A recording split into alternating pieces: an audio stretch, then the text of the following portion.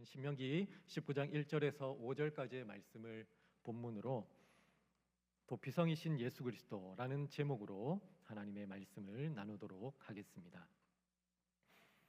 여러분에게는 혹시 여러분만의 공간이 있으십니까?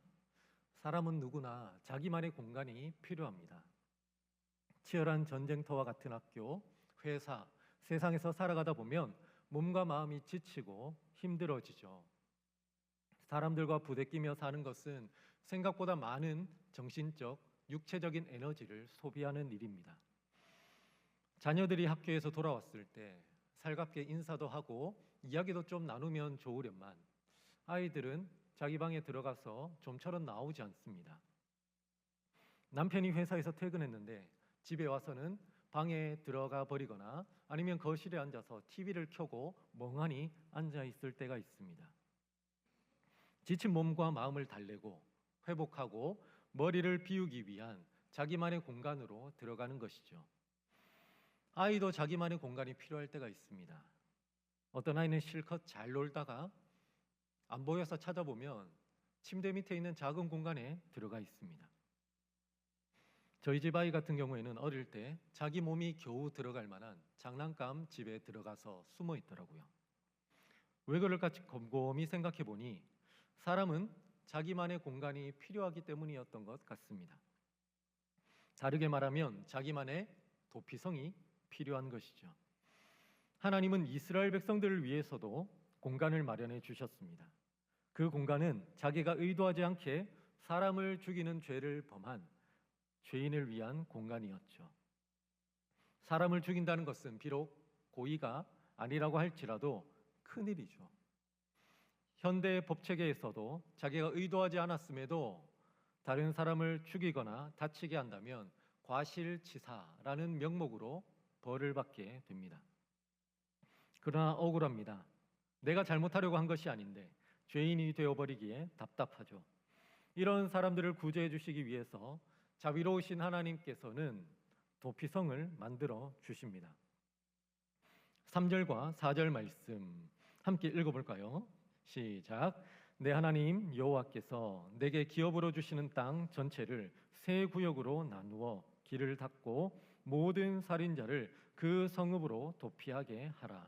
살인자가 그리로 도피하여 살만한 경우는 이러하니 곧 누구든지 본래 원한이 없이 부지 중에 그의 이웃을 죽인 일. 도피하도록 구별한 그 성읍이 도피성입니다. 들어가는 사람의 조건은 3절에 나오는 것처럼 살인자인데 4절에 보니까 부지 중에 죽인 사람이라고 되어 있습니다. 즉 자신이 알지 못하고 의도하지 않았는데 사람을 죽이게 만든 살인자라는 것입니다. 이스라엘에는 고엘이라는 제도가 있었습니다. 6절에 보면 보복하는 자라고 번역이 되어 있죠.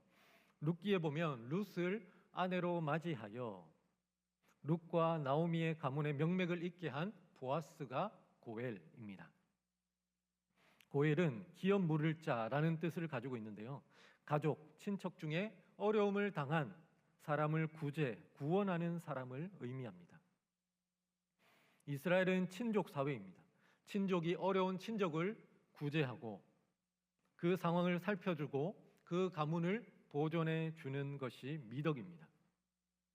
룻처럼 남편과 자식이 다 죽어서 가문의 명맥이 끊어지려 할 때 가까운 친족과 결혼하여 그 자식을 통해 끊어질 가문의 명맥을 잇게 하는 것이죠.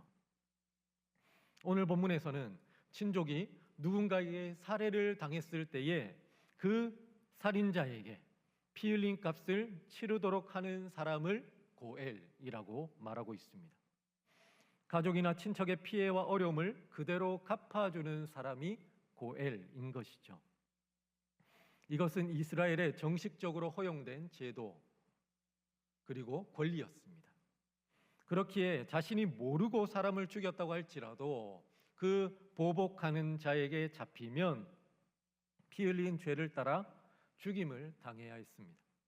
이런 상황에서는 죽은 사람도 억울하지만 그 죽인 사람도 억울한 피해자가 될 수 있습니다.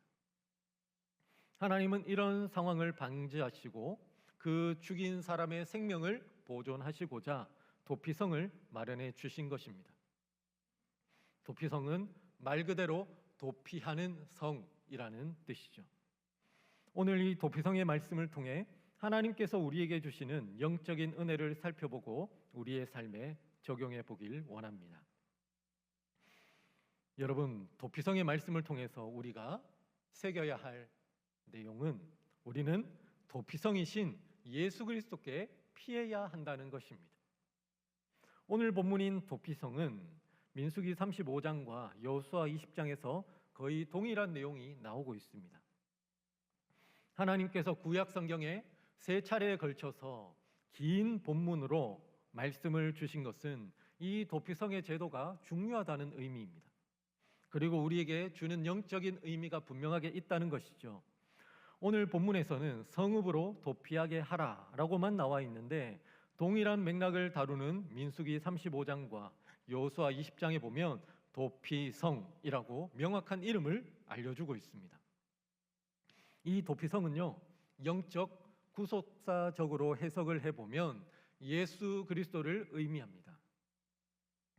요한복음 5장 39절에 보면 예수님께서 이렇게 말씀하시죠. 너희가 성경에서 영생을 얻는 줄 생각하고 성경을 연구하거니와 이 성경이 곧 내게 대하여 증언하는 것이니라. 아멘. 여기에서 말씀하는 성경은 구약 성경입니다. 예수님께서는 구약 성경의 전체의 말씀이 자신을 증언하는 것이다 라고 말씀하고 있습니다. 요한복음 20장 31절에도 보면 성경의 기록 목적은 예수께서 그리스도이신 것을 드러내는 것이고 너희가 예수께서 그리스도이심을 믿고 생명을 얻는 것이 목적이다 라고 말씀하고 있죠. 구약이 예수님을 증언하는 것이라 볼 때 도피성 역시 예수님을 증언한다고 해석할 수 있습니다. 예수님은 우리의 도피성이 되십니다.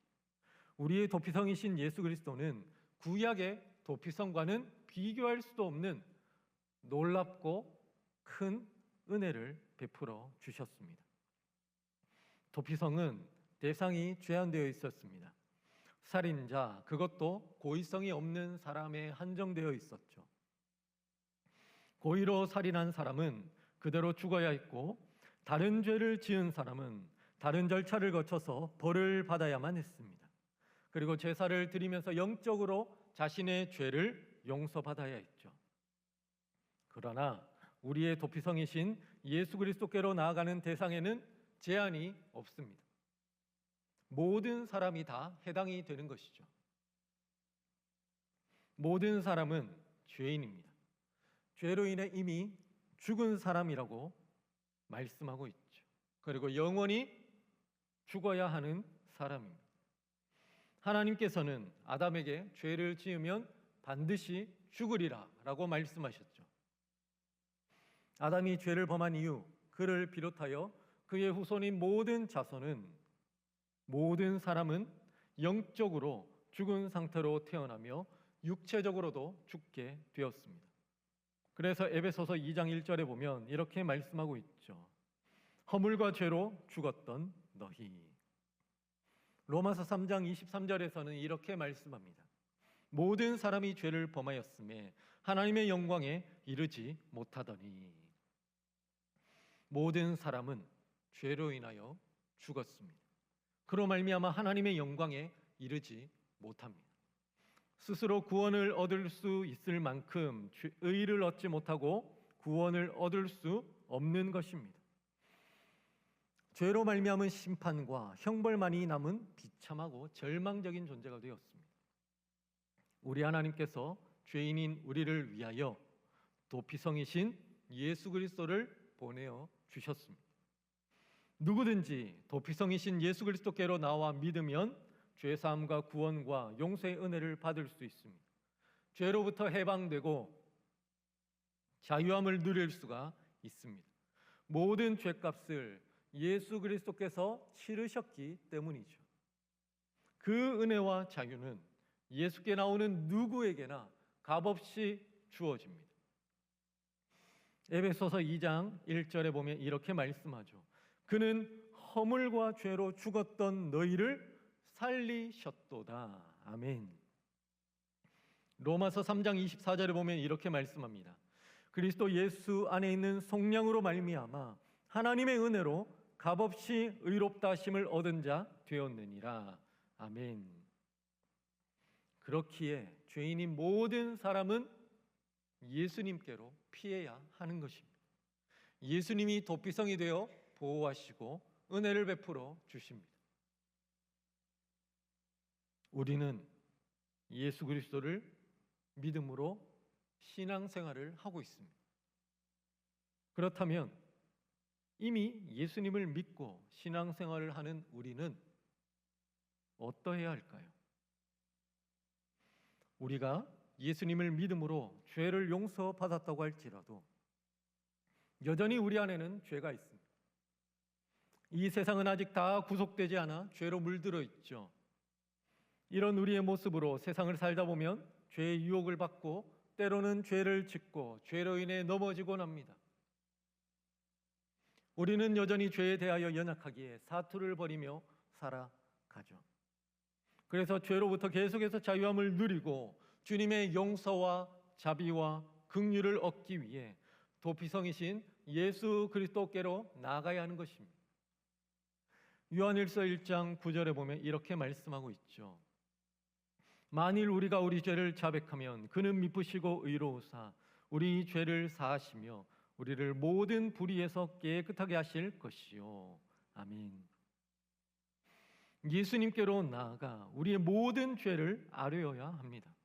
우리의 모든 죄를 내어놓고 우리의 연약함을 한탄하며 성령의 은혜와 능력으로 새로워지도록 기도해야 하는 것이죠. 그러면 주님께서 놀라운 은혜와 자유함을 주십니다. 로마서 8장 1절과 2절 말씀 함께 읽어볼까요? 그러므로 이제 그리스도 예수 안에 있는 자에게는 결코 정죄함이 없나니 이는 그리스도 예수 안에 있는 생명의 성령의 법이 죄와 사망의 법에서 너를 해방하였음이라. 아멘. 예수 안에 거하고 예수께로 피하는 자에게 죄의 무거운 심판을 피하게 하십니다. 죄책감으로부터 자유케 하십니다. 우리를 올가매려 하는 죄와 사망의 법에서 해방시켜 주십니다. 오직 그리스도 안에서 은혜로 살아가게 하시는 것이죠. 여러분, 도피성이신 예수 그리스도께로 피하시는 여러분 되시기를 바랍니다.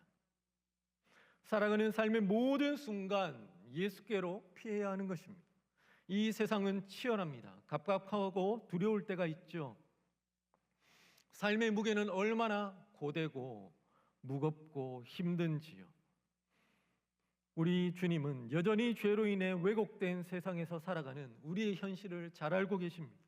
우리를 도우시고 우리의 영육을 자유롭게 하시며 세임과 능력을 얻게 하시길 원하십니다. 그래서 우리 모두를 자기에게로 나오라 초대하시죠. 마태복음 11장 28절 말씀. 수고하고 무거운 짐진 자들아 다 내게로 오라. 내가 너희를 쉬게 하리라. 아멘. 사람들은 바쁘고 치열한 하루의 삶을 마치고 돌아오면 자기만의 공간, 동굴로 들어가려고 합니다. 거기서 쉬고 회복하려고 하죠. 그러나 잠시일 뿐입니다. 그 공간에서 나오면 다시 몸과 마음은 천근만근 무거워지죠. 우리 주님은 지쳐있는 우리, 수고하고 무거운 짐을 진 우리를 초대하십니다. 내게로 오라고 말이죠. 우리 주님께로 나아가면 진정한 쉼과 평안과 안식을 주시겠다 약속하십니다. 여러분, 죄를 지었을 때만이 아니라 일상 중 그 어느 때라도 우리는 주님께로 나아가야 할 것입니다. 그러면 주님께서 어머니보다 더 따뜻하고 포근한 품으로 우리를 안아주시고 보듬어 주십니다. 모든 짐을 벗게 하십니다. 그렇다면 일상에서 주님께 나아갈 수 있는 방법은 무엇일까요? 성경에 보면 죄로 인해, 세상의 현실로 인해, 사람으로 인해 수고하고 무거운 짐을 지었던 많은 믿음의 선배들을 볼 수가 있습니다. 그 중에 대표적인 인물 다윗을 한번 살펴보죠. 그는 막내 아들이었고 목동이었다가 군대의 장이 되었고 도망자가 되었다가 이스라엘의 왕이 된 사람입니다. 목동이었을 때는 낮의 더위와 추위, 맹수의 위협, 가족들의 무시를 당하였죠. 그리고 그가 군대 장관이 되었을 때는 좀 팔자가 피는가 싶었더니 왕이었던 사울의 시기로 말미암아 도망자가 되고 말았습니다. 사울의 위협과 추격으로 인해 두려운 상황에 빠져 있었죠. 10년이 넘는 기간 동안 말이죠. 왕이 되었을 때는 어떠했습니까? 블레셋 등 대적들과의 전쟁, 그리고 아들 압살롬의 반란으로 쉽지 않은 여러 가지 일들을 겪었습니다. 다윗은 이러한 삶의 구비구비마다 자기 힘과 능력으로 대처하지 않았습니다. 하나님께로 피하였죠. 그가 가장 많이 사용한 방법은 기도였습니다. 시편은 총 150편의 노래가 한 권의 성경으로 엮여져 있죠. 그 중에 다윗이 지은 시가 73편입니다. 시는 당시의 상황으로 보면 노래라 할 수 있고 또한 기도라 할 수 있습니다. 다윗은 기도하며 하나님의 도우심과 은혜를 구하였다라는 것을 알 수가 있죠. 그는 자신의 믿음을 노래로 표현하며 기도로 표현하며 확신과 평안 중에 거하였습니다. 시편 62편 8절에 보면 다윗은 이렇게 하라고 권하고 있죠. 백성들아 시시로 그를 의지하고 그의 앞에 마음을 토하라. 하나님은 우리의 피난처시로다. 아멘. 그의 앞에 마음을 토하라. 내가 했던 것처럼 우리의 피난처이신 주님께 나와 기도하며 모든 상황을 아뢰어라. 힘든 마음을 다 쏟아내어라라고 권면하고 있습니다. 시편 46편에 보면 고라 자손이 자신의 시에서 이렇게 노래합니다. 이렇게 기도하고 있죠. 하나님은 우리의 피난처시요 힘이시니 환난 중에 만날 큰 도움이시라. 하나님이 그 성중에 계심에 성이 흔들리지 아니할 것이라. 새벽에 하나님이 도우시리로다. 아멘. 하나님은 피난처이시자 힘이시자 도움이라고 말씀하고 있습니다. 그러면서 새벽에 하나님이 도우신다고 고백하고 있죠. 왜 새벽에 하나님이 도우신다고 말하고 있을까요? 사람들의 방해를 또한 일상의 삶 가운데 방해를 받지 않는 이 새벽 가운데 하나님 앞에 잠잠히 기도로 나아가면 하나님이 만나주시고 들어주시고 도와주시는 능력을 베풀어 주신다라는 의미입니다. 우리가 살아가는 일상 중에 피난처 대신 우리 주 예수 그리스도께로 나아가는 가장 좋은 방법은 기도입니다. 시간을 따로 떼어서 기도하면 좋죠. 새벽에 기도하면 좋습니다. 그러나 일상 중에 그러한 여유가 없을 때에는 일을 하면서 걸어가면서 여유가 있을 때 시간이 날 때마다 짬짬이 하나님 앞에 마음과 영혼을 집중하여 나아가는 것입니다. 기도해야 됩니다.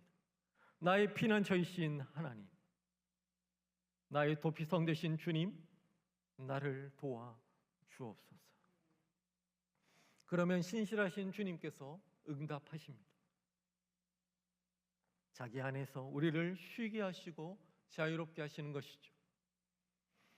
여러분, 주님은 우리의 도피성, 피난처, 안식처가 되시는 줄 믿습니다.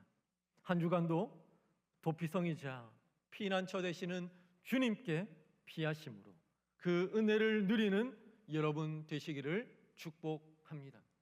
시시때때로 기도함으로 말미암아 주님의 품 안에 거함으로 주님께서 지켜주시고 보호하시고 은혜 베풀어 주시는 그 능력을 경험하시는 하나님의 백성들 되시기를 축복합니다.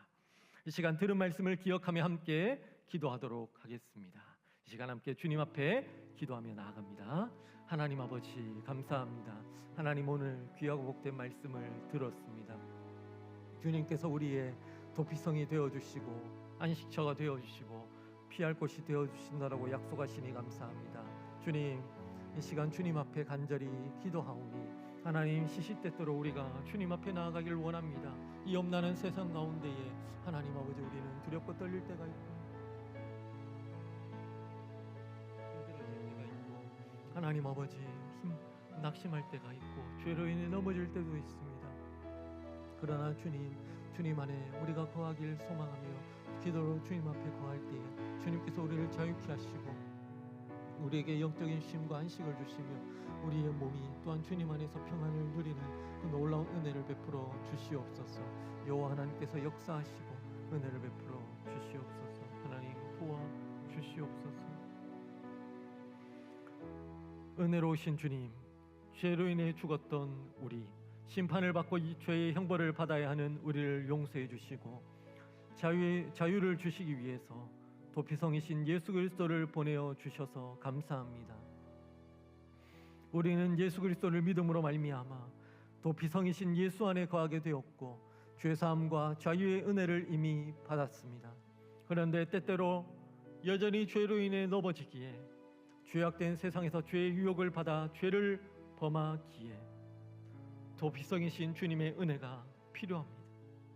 날마다 때마다 죄로부터 자유하고 용서와 자비의 은혜를 받고 누리기 위해 도피성이신 예수 그리스도께로 나아가기를 결단합니다. 주님께로 시선을 고정하며 기도하면서 우리의 전 존재를 주님께 드리며 도피성이신 예수께로 달려가오니 우리를 품어주시고 은혜를 베풀어 주옵소서. 우리의 영적, 정신적, 육체적으로 힘겹고 무거운 모든 문제가 주님 안에서 자유케 되고 해결함을 받게 하여 주옵소서. 수고하고 무거운 짐진 자들아 다 내게로 오라 내가 너희를 쉬게 하리라고 말씀하신 주님의 말씀을 믿고 반응하며 나아가오니 주님 우리에게 이 말씀을 통해 약속하신 은혜를 베풀어 주옵소서. 한 주간 우리의 모든 삶에 동행하여 주시고 하나님의 은혜와 사랑이 충만하게 나타나는 복된 삶이 되게 하여 주옵소서. 감사드리며 우리 구주 예수 그리스도의 이름으로 기도드리옵나이다. 아멘. 지금은 우리 구주 예수 그리스도의 은혜와 하나님 아버지의 사랑과 성령님의 교통하심이 도피성이신 예수 그리스도께로 피하여 자유와 안식과 평안을 얻기를 소망하는 모든 성도들 머리머리 위에 지금으로부터 영원까지 함께 있을지어다. 아멘.